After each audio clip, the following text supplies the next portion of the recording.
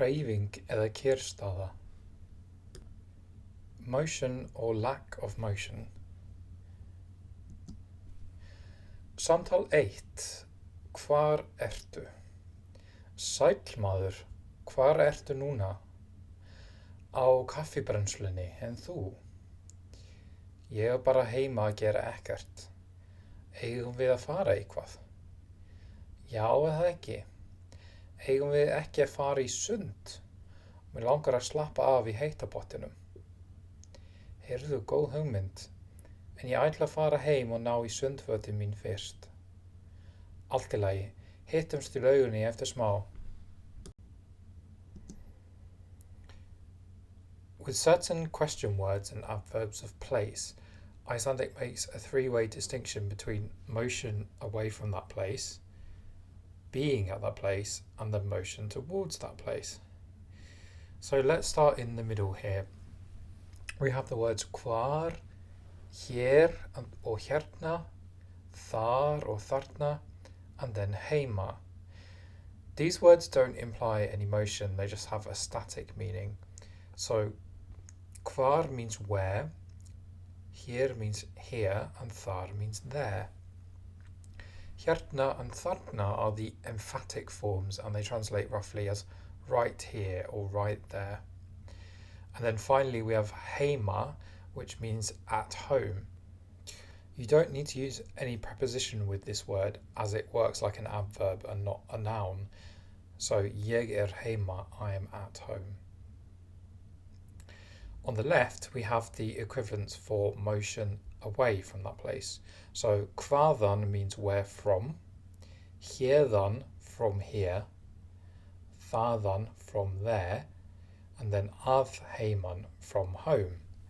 In Icelandic you can't say things like frá hvar or frá hér or frá þar. You have to use the correct form of the adverb as shown here.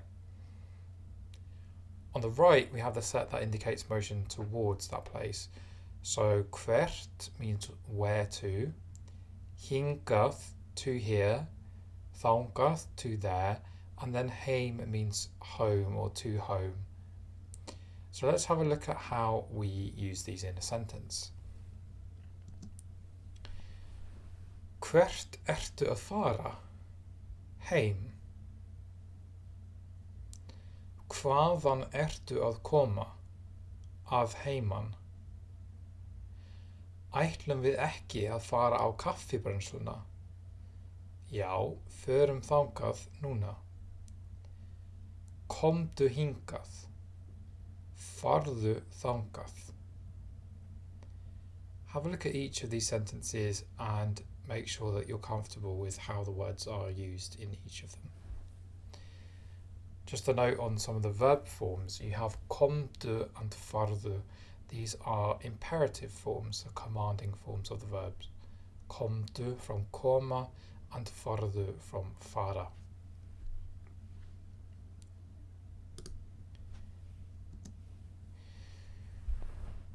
So we've seen how the adverbs can distinguish between motion and lack of motion. This principle extends to for prepositions in Icelandic as well. Í, á, undir, and yfir. These can all govern either the accusative case or the dative, depending on the meaning. So they take the accusative when used with a verb that implies a motion or a change of state, Hreyfing, and they take the dative when the verb they're used with implies a lack of motion or an unchanging state, kyrrstaða. Hreyfing literally means movement, and kyrrstaða means something like standing still. And other prepositions can govern more than one case. Ones like með or fyrir. But the rules for those prepositions are not to do with motion or lack of motion or change of state or unchanging state.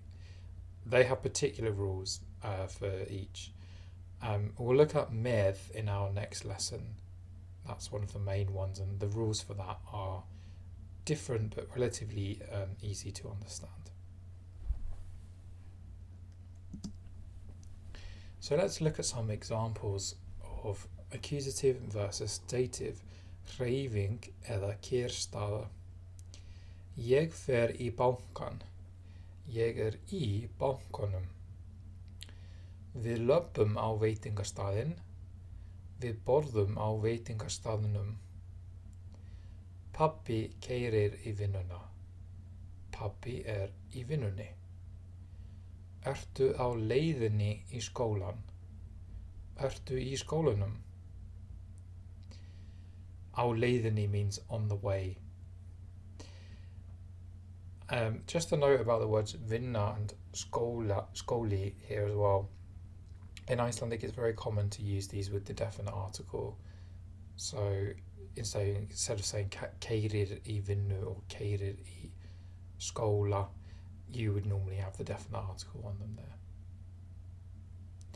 Then we have those last two examples. Lilja fer í rauða peysu or Lilja í rauðri peysu. So those last two examples show how to talk about putting on or wearing clothing. Icelandic doesn't have a particular verb that means to wear, you're just in your clothes. And to put them on, you go into them. This only applies to items that you can actually be inside of course, though, so peysa, buxur, jakki, and so on. For accessories like húfa, trefill, vettlingar, as we've seen before, you use vera með.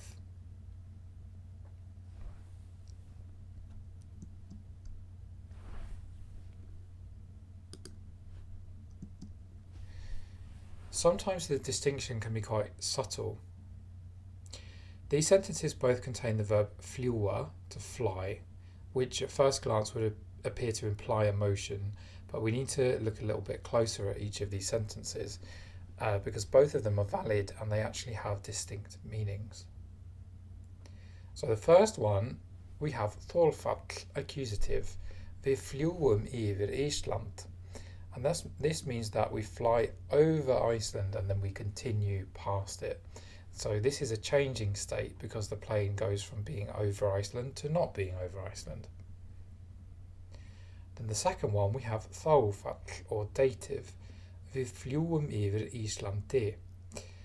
And that means something like we fly over Iceland and then we don't leave the borders of Iceland. This is an unchanging state, so the plane continues to fly, but it's within the same confined area. It's not moving from one place to another in the context of Iceland. So here's another similar example. We have kötturinn skríður undir borðið. The cat crawls under the table. Kötturinn skríður undir borðið. Kötturinn skríður undir borðinu. So what's the difference between these two sentences and how would you translate them into English? Finally, we have a useful verb to know in the context of talking about going to places, and that's obviously að fara, to go, which we have seen in various forms before, but here you get the full conjugation of that verb. So að fara, ég fer, þú ferð, hann, hún, hán, það fer, við förum, þið farið, þeir, þær, þau fara. So as with all the irregular verbs that we've seen so far, they're only irregular in the singular and the plural forms are all predictable.